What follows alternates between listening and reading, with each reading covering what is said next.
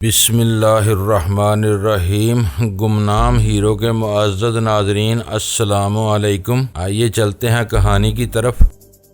جب white house کے باہر شیعہ کے سربراہ جمی لائٹ کو کسی نامعلوم قاتل نے بے آواز گولی کا نشانہ بنا کے موت کے گھاٹ اتار دیا تو جم کلارک کو اس کا جانشین مقرر کر دیا گیا۔ جرائم میں کوئی کتنا ہی نامور اور کامیاب ہو، یہ بات طے ہے کہ وہ کسی بھی اس بلندی کو نہیں چھو سکتا جو ایک حوصلہ مند کاروباری بے باک کاروباری شخص کو حاصل ہوتی ہے۔ اسی طرح جم کلارک کے ساتھ آنے والی ولیم اور راجر نامی سرکاری محافظ بھی بہت زیادہ ذہین اور فطین نہیں تھے۔ ہم نے ذرا ہوشیاری سے کام لے کر انہیں ان کے مقامی مددگاروں سمیت بہت آسانی سے فنا کے گھاٹ اتار دیا تھا، مگر اس بار معاملات بہت مختلف نظر آ رہے تھے۔ گیری ہارٹ اور جیف ملر اپنی ذاتی صلاحیتوں سے کام لینے کے ساتھ ساتھ اپنی حیثیت کو مؤثر طور پر استعمال کرنا بھی جانتے تھے۔ وہ دونوں میرے خلاف ہر محاذ پر سرگرمی دکھا رہے تھے۔ انتہا یہ تھی کہ ایس ٹی ایف بھی ان کے دباؤ کا بالواسطہ نشانہ بن گئی تھی، لیکن کوئی ان سے یہ پوچھنے والا نہیں تھا کہ ان کے مہذب اور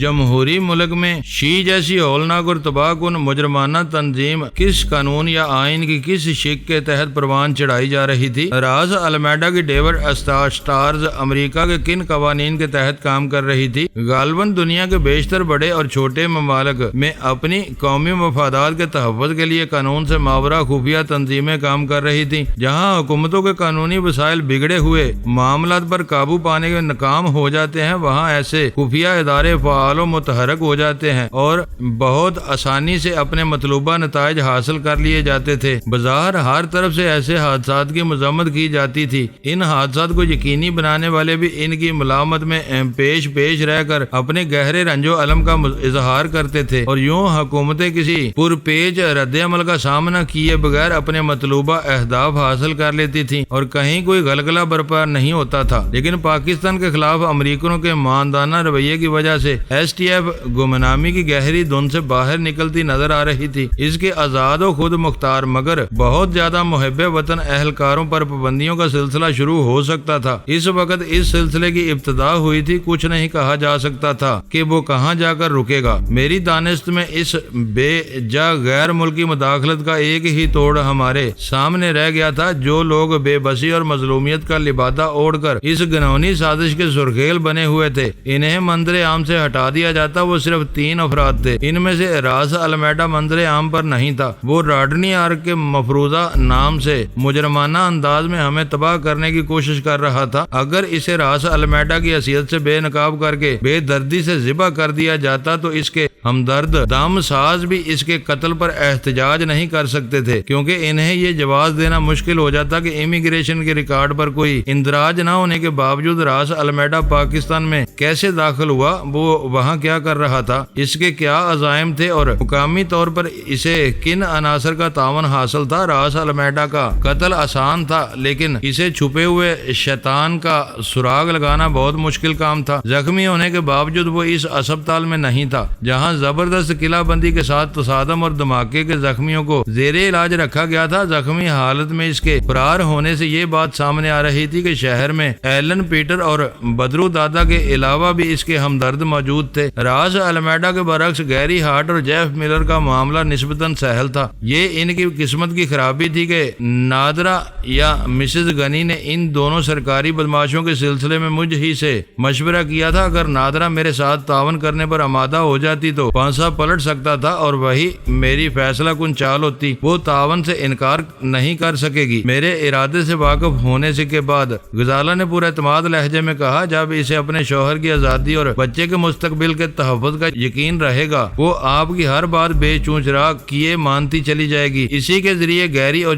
جیف کو گھیرا جا سکتا ہے۔ وہ ہیروئن کی ایک سزا یافتہ اسمگلر کی بیوی ضرور ہے، لیکن اس نے مجھے بہت زیادہ متاثر کیا ہے۔ میں نے پوری ایمانداری سے کہا، میں اسے دھوکہ نہیں دے سکتا۔ وہ ابھی تک مجھے دلاور ہی سمجھ رہی ہے، اس لیے اس سے کام لینے سے پہلے میں بتا دوں گا کہ اسے جس ڈینی کی تلاش پر آمادہ کرنے کی کوشش کی جا رہی ہے وہ میں ہی ہوں۔ وہ فوراً بدک جائے گی۔ سلطان شاہ میری بات پوری ہونے سے پہلے بے ساختہ بول پڑا، اس کے سامنے یہ اعتراف کر کے بنا بنایا کھیل بگاڑ دو گے۔ اسے تمہارے اعلیٰ اخلاق سے ذرا بھی دلچسپی نہیں ہے۔ تم نے اسے یہ بتا کر کہ اس نے امریکن بدماشوں سے تعاون نہ کیا تو وہ اس کے بیٹے کو مشتبہ خاندانی پس منظر کی بنا پر امریکہ سے نکلوا دیں گے، مزید مسترب کر دیا ہے۔ ہاں سلطان شاہ ٹھیک کہہ رہا ہے، غزالہ نے درمیان سے اس کی بات اچک لی۔ اس کے ذہن میں یہ بات بیٹھ گئی ہے کہ ان سے تعاون کر کے ہی اپنے مقاصد حاصل کر سکتی ہے۔ وہ تو ان کی بات سن ضرور لے گی، مگر پہلی فرصت میں انہیں فون کر کے یہاں بلا لے گی تاکہ اسے اس کے خوابوں کی تعبیر مل سکے۔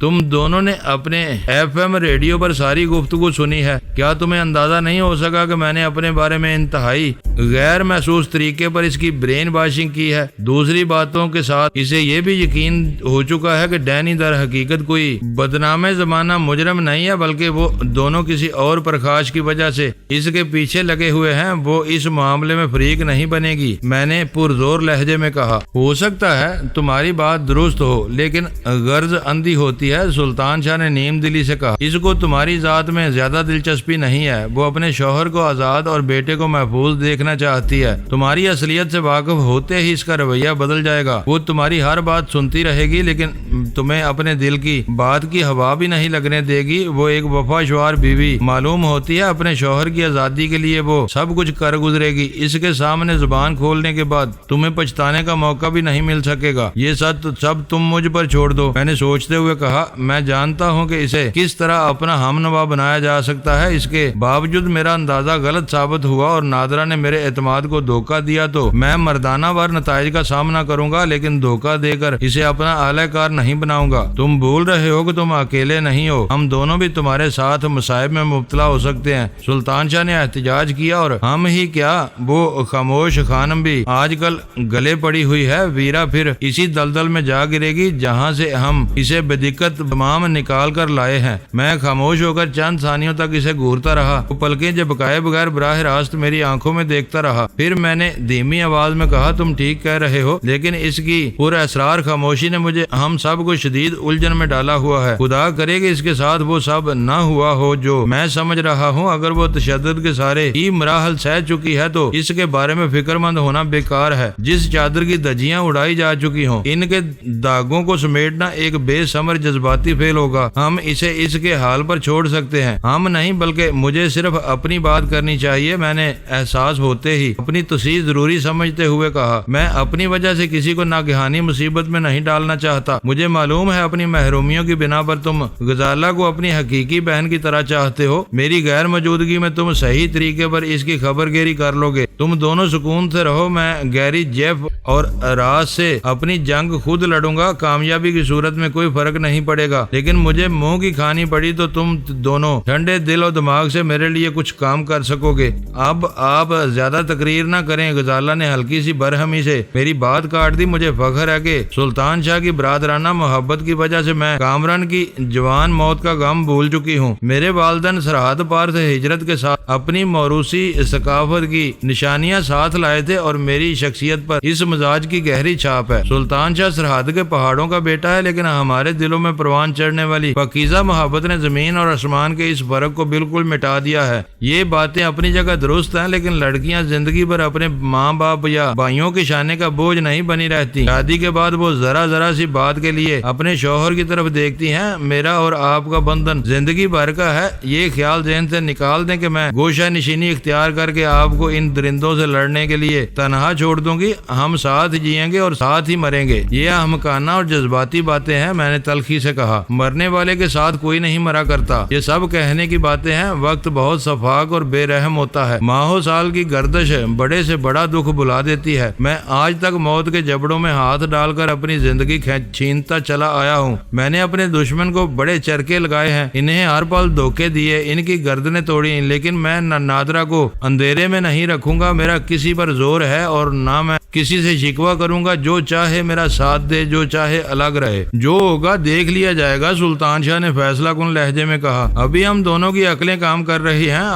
ہم تم پر بوجھ بنے بغیر اپنے بچاؤ کی تدبیریں کر سکتے ہیں، لیکن مٹی کی اس مورتی کا کیا کیا جائے گا جو منہ سے بولتی ہے، نہ سر سے کھیلتی ہے، کھانا کھاتی ہے، شراب پیتی ہے یا پھر سو جاتی ہے۔ میرا خیال ہے نادرہ سے بات کرنے سے پہلے اس کا بھی فیصلہ کر لیا جائے۔ میں نے ویرا کے ساتھ تھوڑی سی سختی اختیار کرنے کا فیصلہ کرتے ہوئے کہا، بلاؤ اسے باہر بلانے کے بجائے ہم تینوں اندر چل کر اس سے بات کرتے ہیں۔ غزالہ نے مجھے سمجھانے کی کی کوشش کی وہ ترشی کے بجائے نرمی اور ہمدردی سے ہی راہ پر آ سکے گی۔ پہلے یہ تو دیکھ لیا جائے کہ وہ بات کرنے کے قابل بھی ہے یا ٹنگ ہو چکی ہے۔ سلطان شاہ نے اعتدالیہ لہجے میں کہا، میرا خیال ہے میں نے وافر مقدار میں اسکاچ فراہم کر کے غلطی کی تھی۔ تمہارے دوسرے کون سے کام سیدھے ہوتے ہیں جو اس ایک غلطی کو رو رہے ہو؟ میں نے ترش روئی سے کہا، تم نے اسے اکیلا نہ چھوڑا ہوتا تو اس کی یہ درگت نہ بنی ہوتی۔ وہ اپنی زندگی کے بدترین صدمے سے دوچار ہوئی ہے، تم بلا وجہ اس کی ہر ذمہ داری میرے ساتھ تھوپ دیتے ہو۔ وہ تنک کر بولا، میں اسے اپنی گود سے اتار کر نہیں بھاگا تھا، افراتفری اور خطرات کی وجہ سے ہم دونوں بچھڑے تھے۔ یہ اس کی بدقسمتی تھی کہ میرے باجے نکلنے کے باوجود وہ پکڑی گئی۔ اس کا مقدر بدلنا میرے اختیار سے باہر تھا۔ اپنی کوتاہیوں کے لیے کسی کے بھی مقدر کو مورد الزام ٹھہرانا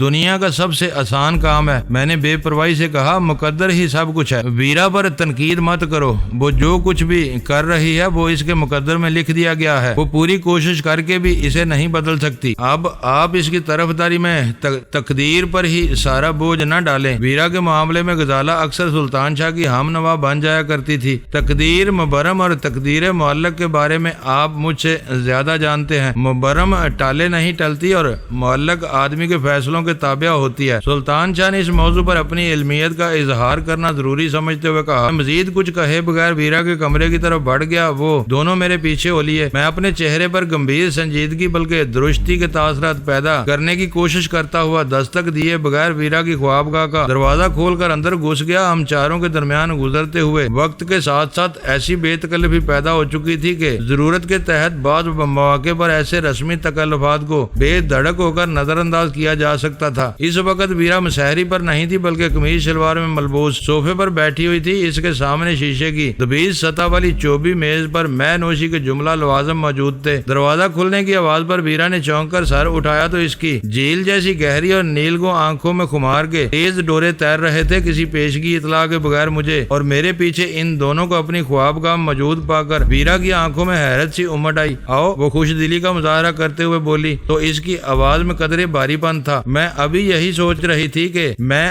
ظلم کا شکار ضرور ہوئی ہوں لیکن اس میں تم تینوں کا کوئی قصور نہیں تھا۔ میں خاموش رہ کر تمہارے ساتھ زیادتی کر رہی ہوں۔ مجھے تمہاری کوفت اور ذہنی الجھن کا اندازہ ہو چکا ہے اور تم اسکاچ پی کر ہماری اس بدترین پریشانی سے لطف اندوز ہو رہی ہو۔ میں نے اس کی بات کاٹ کے طنز سے کہا، پتہ نہیں ہمیں ایذا دے کر تم کس بات کا بدلہ لینے کی کوشش کر رہی ہو۔ آرام سے بیٹھ جاؤ۔ ویرا نے سہ نشستی صوفے کے ایک گوشے میں سرکتے ہوئے سرد لہجے میں کہا، میں نے تم تینوں کو اپنی کہانی میں شریک کرنے کا فیصلہ کر لیا ہے۔ میں کشادہ خوابگاہ کے ایک گوشے میں بیک وقت 6 نفوس کے بیٹھنے کی گنجائش موجود تھی۔ ہم تینوں نے ویرا کے گرد اپنی نشستیں سنبھال لیں۔ مجھے یہ جان کر خوشی ہوئی کہ کوئی بحث و مباحثہ شروع ہونے سے پہلے ویرا خود ہی معقولیت کی راہ اختیار کرنے کا فیصلہ کر چکی تھی۔ ویرا کی آمادگی نے ہم تینوں کو خوشگوار حیرت میں مبتلا کر دیا تھا۔ ہم میں سے کسی نے ایک لفظ بھی نہیں کہا۔ شاید میری طرح غزالہ اور سلطان شاہ کو بھی یہ اندیشہ تھا کہ کہیں ویرا ہماری کسی بات پر برہم ہو کر ہمیں اعتماد میں لینے کا ارادہ ہی نہ بدل دے۔ ویرا اپنا گلاس اٹھا کر چند ثانیوں تک اپنی انگلیوں میں گھماتی رہی۔ اس کی پرخیال نظریں سنہرے سیال یا اس میں پگھلتے ہوئے برف کے چھوٹے چھوٹے ڈلوں پر جمی ہوئی تھی۔ ایک گھونٹ لینے کے بعد اس نے میری آنکھوں میں آنکھیں ڈال کے پوچھا، تمہارے قیاس کے مطابق مجھ پر کیا گزری ہوگی؟ اگر میرا اندازہ درست ہے تو میں اسے قیامت ہی کہہ سکتا ہوں۔ میں نے کہا، مشرقی میں عورت پر قیامت ٹوٹنے کا بس ایک ہی مفہوم ہوتا ہے کہ طاقت اور درندگی کے بل پر اسے بے آبرو کر دیا جائے، لیکن میں اسے قیامت نہیں خراج تحسین سمجھتی ہوں۔ عورت کی نفرت کے باوجود جو مرد اسے بے پناہ پسند کرتا ہے، عورت کی رضا نہ ملنے پر پاگل ہو کر زبردستی پر اتر آتا ہے، یہ قیامت نہیں جذبات کے حیوانی گرداب میں پھنسے ہوئے مرد کا کھلا کھلا اعتراف شکست ہوتا ہے۔ اگر ایسی عورت مذہب اور معاشرے کے روایتی دباؤ میں نہ ہو تو ایسا ہر واقعہ اس کی انا کو بہت بلند کر دیتا ہے۔ میرے متوفی باپ کے سوا کسی نے بھی میرے ان احساسات سے اتفاق نہیں کیا۔ تم جانتے ہو کہ میرا حقیقی باپ شیعہ کا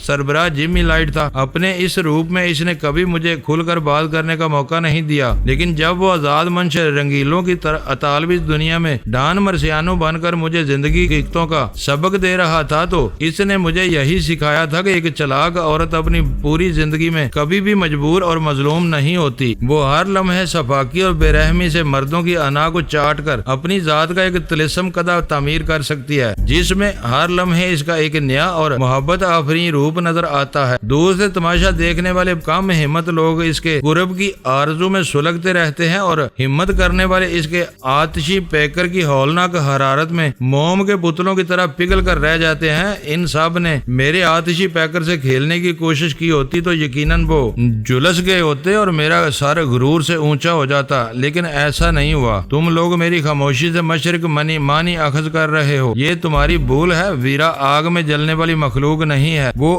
آگ سے نئی قوت نمو حاصل کرتی ہے۔ میرے ساتھ تو کچھ اور ہی گزری ہے جو میرے جیسے ہر دل کو نگار کر دینے کے لیے کافی ہے۔ وہ بول رہی تھی اور میرا دل کنپٹیوں میں دھڑک رہا تھا۔ میرے کان ہر لمحے اس کی زبان سے وہ راز سننے کے منتظر تھے جس نے اس کی قوت گویائی سلب کر کے اسے ایک کٹ پتلی بنا کر رکھ دیا تھا۔ عورت کے لیے اس کے بعد کچھ باقی نہیں رہتا۔ اس کی خاموشی کے طول پکڑنے پر میں نے لقمہ دیا۔ بے آبروئی کے بعد بس عورت کا گلا کاٹ کر ہی کوئی بڑی اذیت دی جا سکتی ہے۔ تمہارے ساتھ وہ نہیں ہوا جو میں سوچ رہا تھا۔ تم زندہ ہو، یعنی تمہیں ذبح نہیں کیا گیا۔ پھر وہ کون سی انوکھی افتاد تھی جس نے تمہیں گنگ کر کے رکھ دیا ہے؟ عورت کی سب سے بڑی تذلیل یہ ہے کہ اسے کھلونا بنا لیا جائے، مٹی یا کاغذ کا ایک بے جان کھلونا جو بس کھیلنے والے کی خوشی کے لیے ہوتا ہے۔ اس کے اپنے جذبات نہیں ہوتے۔ کھلاڑی اسے خوب کھیلتے ہیں اور پھر اس کے جاگے ہوئے ارمانوں پر دھیان دیے بغیر اسے ایک گوشے میں پھینک کر چل دیتے ہیں۔ وہ مخمور لیکن مجروح آواز میں شکوہ کرتے ہوئے بولی، تم خود ہی بتاؤ، کیا میں ایسے بے دردانہ سلوک کی مستحق تھی؟ شاید اس سے بھی زیادہ۔ میں نے اس کے لب و لہجے سے معروب ہوئے بغیر سرد مہری سے کہا، تمہارا قصور یہ تھا کہ تم ان کے دشمن کی دوست تھی۔ میں خود کچھ نہیں کہتا، لیکن تم نے جو کچھ کہا ہے اس کی روشنی میں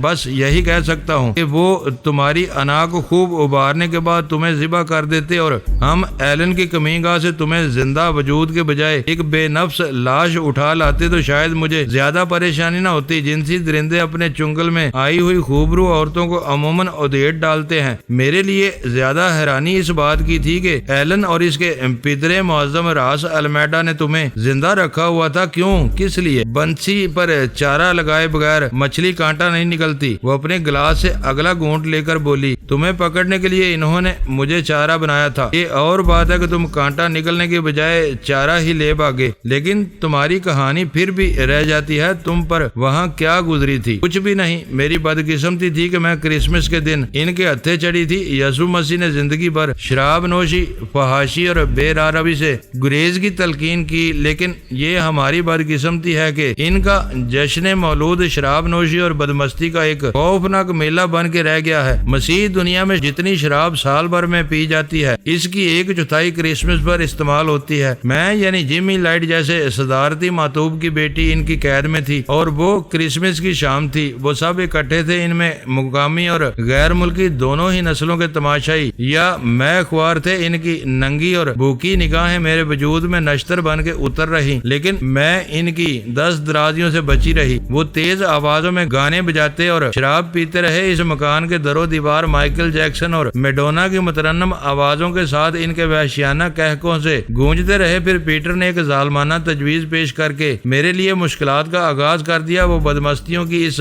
بھیڑ میں مجھے نچانے کا خواہش مند تھا۔ وہ مجھے میرے بند کمرے سے نکال کر اس بھیڑ میں لے آیا۔ مجھے وہاں فراخ دلی سے شراب پینے کی پیشکش کی گئی تو میں سوچ بھی نہیں سکی تھی کہ آنے والے لمحوں میں میرے کیا درگت بننے والی تھی۔ مجھے ناچنے کا حکم دیا گیا۔ انکار اور مزاحمت کے باوجود مجھے ان کا حکم ماننا پڑا کیونکہ میں ایک بے یارو مددگار قیدی تھی۔ وہ میری تذلیل کی ابتدا تھی۔ کرسمس کے مقدس نام پر میرا رقص بسمل شروع ہوا تو بدرو دادا کے نام سے مخاطب کیے جانے والے ایک آدمی نے اچانک میرے دامن پر ہاتھ ڈالا اور پل بھر میں میرا دامن چاک کیا ہو گیا۔ اس ابتدا سے دوسروں کو ایک کھیل مل گیا۔ ان سب نے وحشیانہ کہکے لگاتے ہوئے میرے لباس کے چیتڑے اڑا ڈالے۔ میں نے ان پر گرجتے برستے ہوئے احتجاج کیا اور ناچنے سے انکار کر دیا، لیکن ایلن اور اندرونی کمرے کی تاریکی میں چھپے ہوئے ایک نقاب پوش کے بے رحمانہ تشدد پر میرے پیر پھر گردش میں آ گئے۔ میرے بدن سے کپڑے کا ہر تار نوچ لیا گیا۔ وہ نہایت سفاکی سے میرے بدن کو نوچتے رہے۔ میرے بے ساختہ چیخوں پر ان کی وحشیانہ کہکہوں میں تیزی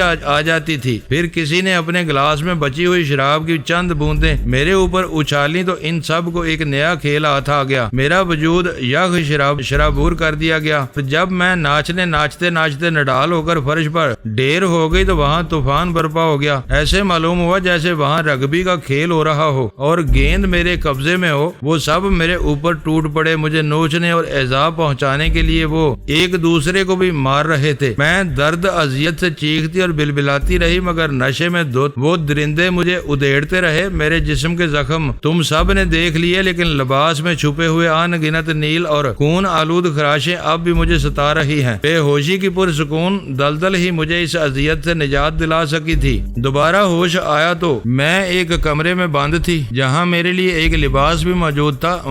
وہ میری زندگی کا بھیانک ترین تجربہ تھا۔ میرے ساتھ زیادتیوں میں پہل کرنے اور پیش رہنے والے 4 آدمی میری نگاہوں میں آ چکے تھے۔ میں نے اخبار میں پڑھ لیا ہے کہ ان میں سے 2 مر چکے ہیں، پیٹر اور بدرو دادا، کہ جہنم واصل ہونے کے بعد اب ایلن اور نقاب پوش کی باری ہے۔ ان کے خون پیے بغیر مجھے چین نہیں آ سکے گا۔ انہوں نے جسم کے ساتھ میری روح تک کو زخمی کر کے رکھ دیا تھا۔ تمہارے ساتھ ان کا سلوک واقعی بہیمانہ تھا، سلطان شاہ نے افسردگی سے کہا۔ شاید تمہیں اس بات کا احساس نہ ہو، لیکن مجھے خوشی ہے کہ اتنے برے اور بے رحمانہ سلوک کے باوجود انہوں نے تمہاری انا کو بلند کرنے کی کوئی کوشش نہیں کی تھی۔ غزالہ نے منہ پھیر کر اپنی بے ساختہ مسکراہٹ چھپانی چاہی، لیکن ویرا کے زخمی چہرے پر ایک رنگ سا آ کر گزر گیا اور وہ بولی، تمہیں خوشی ہو سکتی ہے کیونکہ تمہارا ماحول اور تمہاری معاشرت مختلف ہے۔ مغرب میں کھانے پینے اور چلنے پھرنے کی طرح جنس کو بھی زندگی کے لیے ناگزیر سمجھا جاتا ہے۔ شاندار کیک نہ ملے تو سوکھی ڈبل روٹی پر بھی گزارا کیا جا سکتا ہے۔ میرے ساتھ جو کچھ ہوا اس میں کسی فطری طلب کی تسکین کی بجائے تذلیل اور اہانت کا پہلو سب سے نمایاں تھا۔ مجھے یقین ہے جو کچھ ہوا وہ اس نقاب پوش کی شے پر ہوا۔ بدرو دادا نے تالاب میں پہلا کنکر پھینکا اور وہ ایک کتے کی موت مارا گیا۔ پیٹر نے مجھے ناچنے پر مجبور کیا اور اس کے چیتھڑے بکھر گئے۔ یہ سامنے کی باتیں ہیں، انہیں تم مکافات عمل بھی کہہ سکتے ہو۔ اس مرحلے پر وہ اچانک میری طرف متوجہ ہو کر بولی، چند لمحوں پہلے تم نے راز المیڈا کا نام لیا تھا، کیا تم یہ کہنا چاہ رہے تھے کہ نقاب پوش کے روپ میں اس غول کی سربراہی کرنے والا راز المیڈا تھا؟ یہ حقیقت ہے۔ مجھے خوشی ہے کہ ان بدماشوں کے لیے یہاں کے حالات اس قدر بگڑے ہوئے ہیں کہ راز المیڈا جیسے منصوبہ ساز کو اپنی ساری مصروفیت ترک کر کے نیو یارک سے یہاں آنا پڑا۔ میری چھٹی اس کہہ رہی ہے کہ وہ یہاں سے زندہ واپس نہیں جا سکے گا۔ اس کی شامت اسے نیو یارک سے ہانک کر یہاں تک لائی ہے۔ اب مجھے اپنی ساری توجہ اس پر مرکوز کرنی ہوگی۔ کاش وہ میرے قابو میں آ سکے۔ ویرا اپنے ہاتھ میں موجود گلاس کو خالی کر کے حسرت امیز لہجے میں بولی، میں اسے نچاؤں گی۔ میرے بدن کو نوچ کر فگار کیا گیا تھا، میں اس کے وجود کو قتلے کر کے ذبح کروں گی اور پھر اس کے بے جان لوتھڑوں کو ایک تھیلے میں بھر کے اس کے آقاؤں کو بھیج دوں گی۔ میں ایسی بربریت کا قائل نہیں۔ مرنے والا بس ایک بار مرتا ہے، اسے سسکا کر مارنا بے فیض ہوتا ہے۔ اسے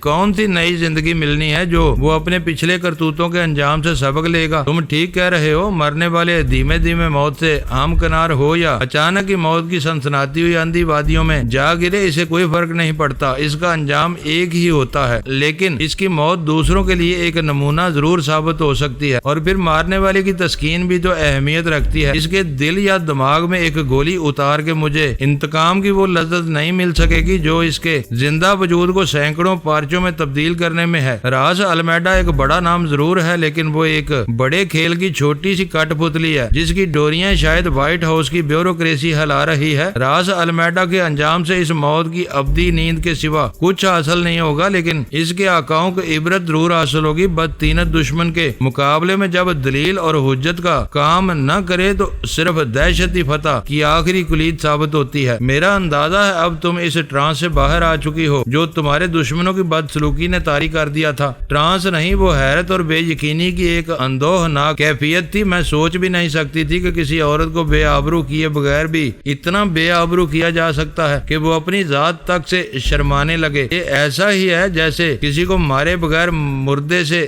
بدتر حال کو پہنچا دیا جائے۔ تم تینوں نے اچھا کیا کہ غیر ضروری چھیڑ چھاڑ کیے بغیر مجھے ایک طویل تخلیہ فراہم کیا۔ میں اس دوران میں مسلسل سوچتی رہی ہوں، مجھ سے چھیڑ چھاڑ کی جاتی تو شاید میں یکسو ہو کر ساری باتوں کا تجزیہ نہ کر پاتی، مگر اب میں صدمے کے اثرات سے آزادی محسوس کر رہی ہوں۔ مجھے اندازہ ہو چکا ہے کہ میں کوئی آفاقی مخلوق نہیں ہوں، ایک عام سی عورت ہوں جسے کوئی بھی ایلن بدرو یا راز المیڈا نقصان پہنچا سکتا ہے۔ جیمی لائٹ کے سفاکانہ قتل کے ساتھ میری ذات کا وہ طلسم بکھر گیا جو بہت سے ہاتھوں کو میری طرف بڑھنے سے روکے رہتا تھا۔ اب مجھے اپنے زورے بازو کے سہارے زندہ رہنا ہے۔ ایلن اور راس المیڈا کی قید سے رہائی کے بعد میرے ذہن پر مسلسل کنودیت کی ایک لہر سوار تھی اور میں صرف ایک نقطے پر اپنی توجہ مرکوز کیے بیٹھی تھی کہ مجھے زندہ رہنا چاہیے یا نہیں۔ اسی پرپیچ سوال نے میرے لبوں پر خاموشی کی مہر ثبت کر دی تھی۔ اگر آدمی کو مرنا ہی ہے تو کیا ضروری ہے کہ وہ اپنے ہم نفسوں کے سامنے اپنی ایسی کمزوریوں کا اعتراف کرے جو زندگی کے آخری لمحات میں اس کی پلکوں کا بوجھ بن جائیں؟ وہ اپنے ہمدردوں کے سامنے نظریں نہ اٹھا سکے۔ طویل غور و خوض کے بعد میں نے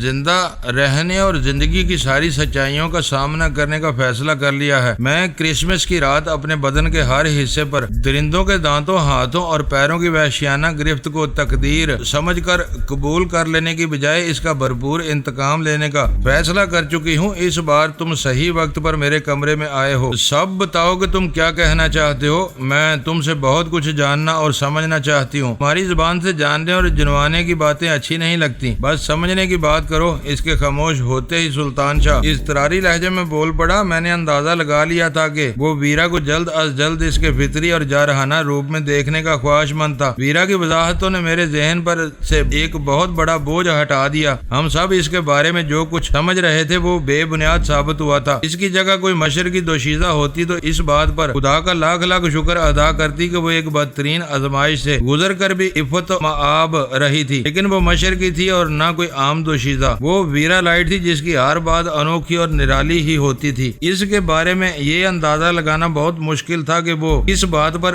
خوش ہوتی ہے اور کون سا واقعہ اس کے لیے صدمے کا سبب بن جاتا ہے۔ جو ہونا تھا وہ ہو گیا، اب اسے بھولنے کی کوشش کرو۔ میں نے اسے سمجھاتے ہوئے کہنا چاہا لیکن اس نے میری بات درمیان میں سے ہی اچک لی۔ بولنے کے لیے ہی پی رہی ہوں۔ وہ اپنے ہاتھ میں موجود گلاس کو انگلیوں میں نچاتے ہوئے بولی، تم آج کل ذرا پارسائی کی طرف مائل ہو رہے ہو، لیکن تم بہت اچھی طرح جانتے ہو کہ تلخیوں اور تلخ یادوں کو بلانے کے لیے اس سے زیادہ مجرب دوا آج تک ایجاد نہیں کی گئی۔ تم بھول رہی ہو۔ اسے معمول پر آتا دیکھ کر سلطان شاہ تن سے بولا، یہ لیٹروں کے حساب سے تمہارے معدے میں اترنے کے بعد اپنا اثر دکھاتی ہے۔ ہیروین کی ذرا سی چٹکی تمہیں لمحوں میں ان دیکھی دنیاؤں میں پہنچا سکتی ہے۔ پھر تم تلخ یادوں سے ہی نہیں، اپنے بدن کے زخموں سے بھی پریشان ہو۔ ہیروین پینے کے بعد آدمی اپنی تکلیف تو کیا بدن ہی کو بھول جاتا ہے۔ نشہ ہو تو ہیروین جیسا ہو ورنہ نہ ہو۔ بکواس مت کرو، ویرا اسے گھورتے ہوئے بولی۔ بندر کو ادرک کا مزہ نہیں معلوم ہوتا۔ تم نے شراب پی ہے نہ ہیروین چکھی ہے۔ تمہیں تجربے کار لوگوں کے درمیان دخل انداز ہونے کا کوئی حق نہیں ہے۔ میں شراب اور ہیروین کی بحث میں نہیں پڑتی، غزالہ نے ویرا سے مخاطب ہو کے کہا، لیکن سلطان شاہ ٹھیک ہی کہہ رہا ہے۔ پتہ نہیں تمہارے زخموں کی کیا حالت ہے، تمہیں کسی اچھے معالج سے رجوع کرنا چاہیے۔ ویرا کے زخمی چہرے پر ایک عجیب سی مسکراہٹ پھیل گئی۔ میرے چہرے اور جسم پر کوئی غیر معمولی زخم نہیں ہے، بس خراشیں آئی تھی جو خشک ہو رہی ہیں۔ اصل تکلیف ضربات میں ہے۔ یہ کہتے ہوئے اس نے اپنے متورم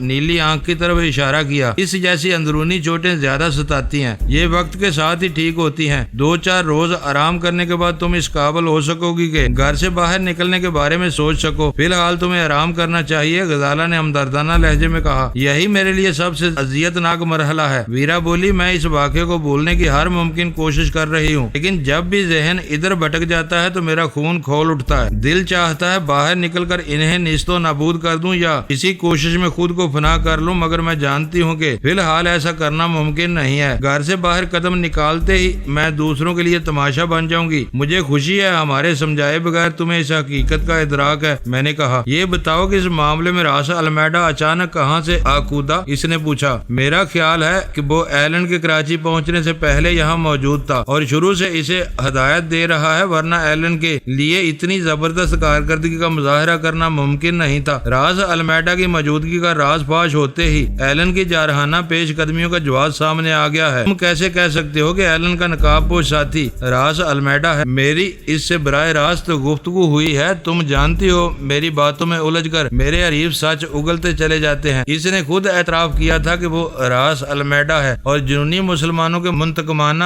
رد عمل سے خوفزدہ ہو کر ہمیشہ پس پردہ رہتا ہے۔ وہاں مجھے ذرا بھی موقع ملتا تو میں اسے موت کے گھاٹ اتارے بغیر واپس نہ لوٹتا، لیکن اس کے ستارے اچھے تھے کہ وہ بچ گیا۔ عمارت میں ہونے والا دھماکہ بھی اس کا کچھ نہیں بگاڑ سکا۔ میرا خیال ہے وہ زخمی ہونے کے بعد وہاں سے فرار ہوا ہوگا۔ سلطان شاہ بولا۔ پیٹر کے ہلاک اور ایلن کے زخمی ہونے کے ساتھ وہ بھی دھماکے کی زد میں آیا ہوگا، لیکن یہ سب ہوا کیسے؟ ویرا تحیر زدہ آواز میں منمنائی۔ آگ اور پانی کا میل ناممکن ہوتا ہے، یہ کیسے ہوا کہ تم دونوں کی ملاقات ہوئی اور کوئی ہنگامہ ہوئے بغیر تم طے خانے تک پہنچ گئے؟ ایلن کس امید پر تم سے اتنا زیادہ تعاون کر رہا تھا؟ تم نے یقیناً انہیں کوئی سبز باغ دکھایا ہوگا۔ میں راس المیڈا کو دیکھتے ہی اس پر عاشق ہو گیا تھا، اسی مروت میں اسے چوٹ کھانی پڑی۔ میں نے ویرا کو آنکھ مار کے مسکراتے ہوئے کہا۔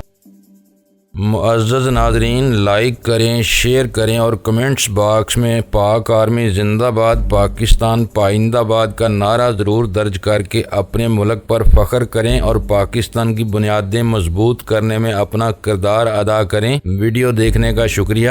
معزز ناظرین، اپنا خیال رکھیے گا اور ہمارے چینل کا بھی۔ ISI پاک آرمی زندہ باد، پاکستان پائندہ باد۔